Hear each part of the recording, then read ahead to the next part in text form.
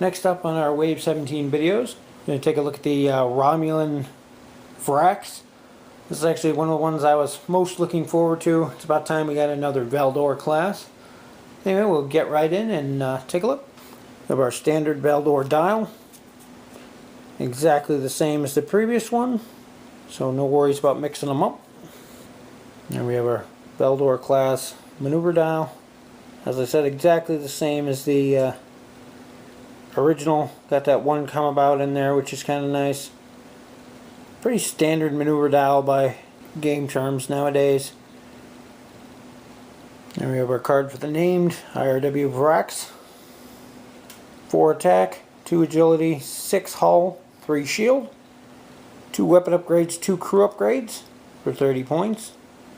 We have evasive, target lock, cloak, and sensor echo. And our named ability is that if you reveal a 4 forward maneuver, immediately before you move you can change it to a 4 bank maneuver, treated as a red maneuver. Kind of interesting, not really the greatest special power in there. Gives you that option for a little extra maneuverability, but being a red maneuver is going to hurt you in the long run. I guess if it's going to avoid you making a collision or ending up in a bad spot, it may be worth it, but I was kind of hoping for something a little better on there. And we have our generic Valdore class. You losing 1 shield.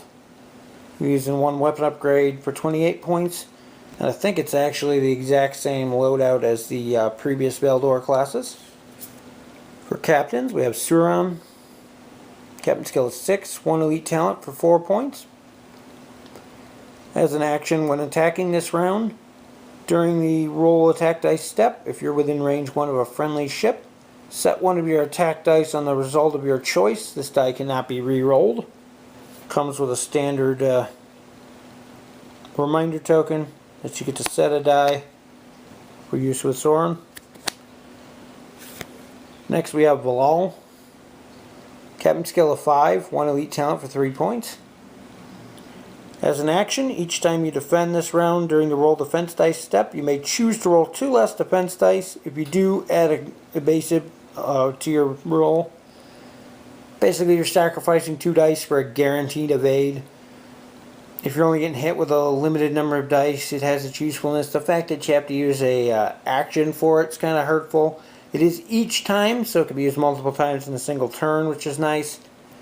Kind of iffy on it as a captain skill. However, Valdore here can be used as an admiral. Gives you +1 to your captain skill. Still get that elite talent for 3 points. And then that becomes a fleet action, which is a little more useful, at least in my opinion. Then we have our generic Romulan captain. Captain skill of 1 for 0 points. I have to look through my other cards, but I swear we've actually gotten this guy before as a generic captain. Just thought it was kind of funny. At least maybe a named captain at one point, but I know I've seen that picture before. For elite talents, we have coordinated attack. 5 points. If your ship's not already attacked this round, you may discard this card to perform an attack with your primary weapon at -1 attack die immediately after a friendly ship attacks, regardless of initiative order. This upgrade may only be purchased for a Romulan captain on a Romulan ship. Kind of a neat thing. It's a 5-point discard, but for what it does, it definitely has its uses. You're attacking with your primary weapon -1, but at the same time it's letting you attack out of order, which lets you use one of your low captain skill captains could fire early on, possibly finishing off a ship before it ever gets a chance to return fire.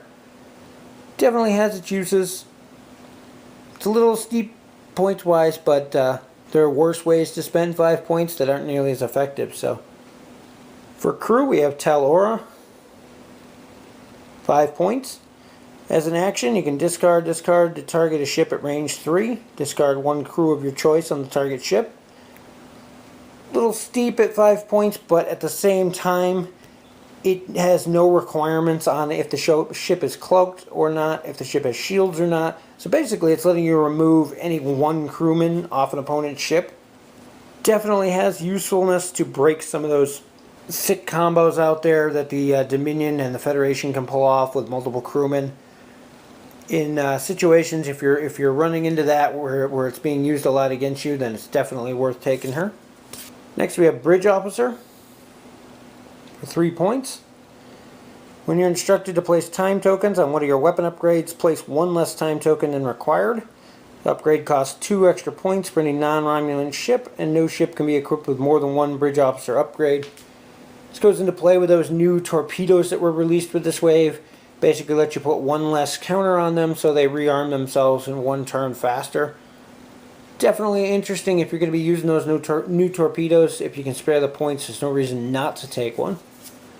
For weapon upgrades, we have flanking attack, 6 points, 6 attack dice, 2 to 3 range. Discard this card to perform the attack. Defending ship rolls -1 defense dice against this attack. Can only fire this weapon from your forward firing arc and may only perform this attack if your ship is not within the forward firing arc of a defending ship.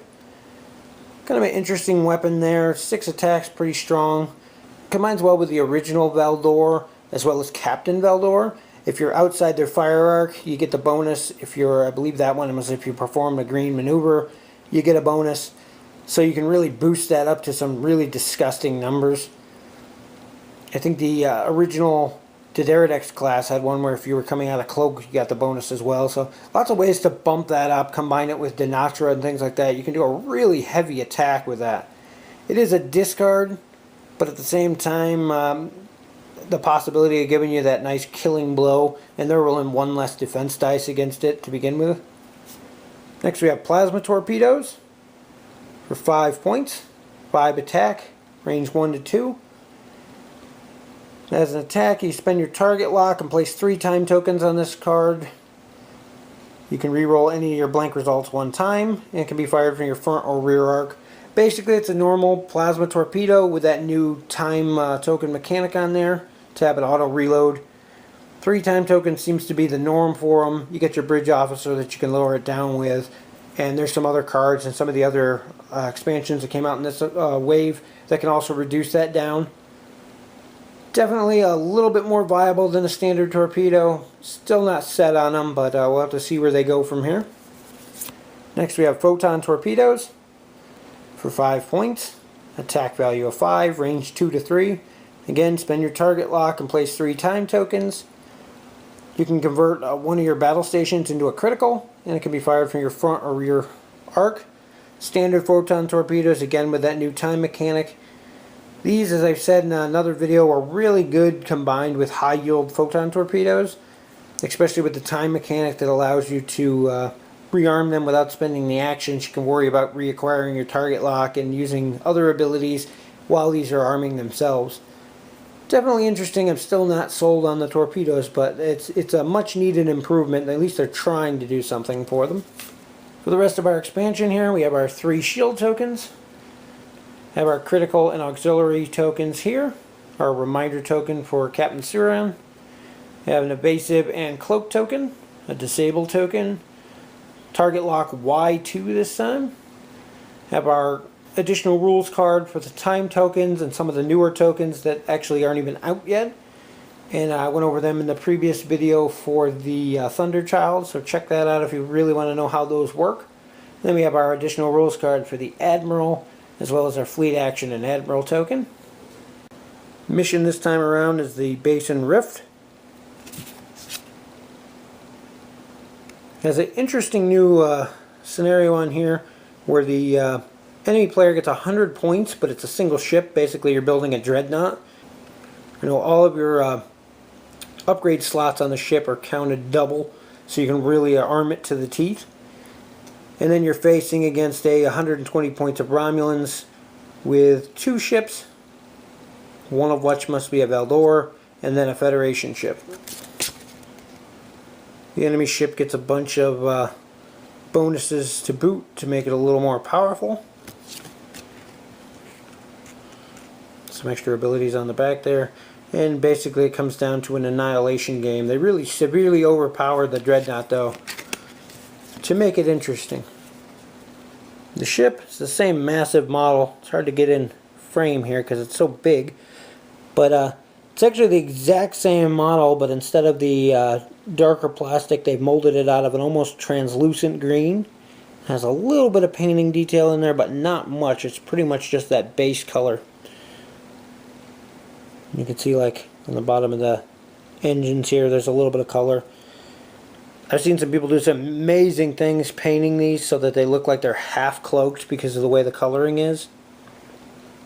Just for reference here, there's the original Valdore model next to it. Again, I said it's the exact same model, but just that different type of plastic, which is kind of neat. Can definitely do all sorts of things with it if you are going to paint it. The only complaint I have, and you can see it really good right here, is where they glued the lower part of the wing onto the upper part of the wing. Because it's transparent, you can see the glue,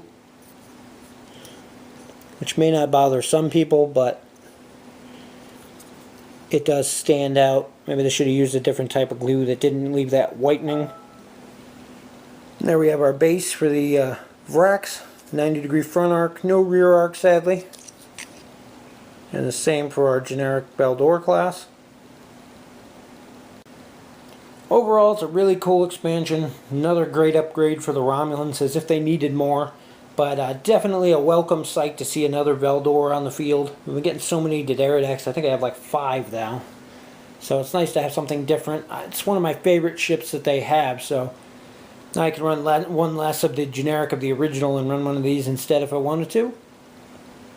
Captains have some interesting abilities. Valdore as an admiral has an interesting ability. The new torpedoes with the time token mechanics are interesting. Combined with the bridge officer, really interested to see how they play out. Coordinated attack's pretty interesting. Flanking attack I really like. I just wish it wasn't a discard. I wish it was a disable, or even using the new time token mechanic. They give you 5 time tokens. Throw all 5 on there. You can only use it once, maybe twice a game anyway, but at least that way it wouldn't be a discard.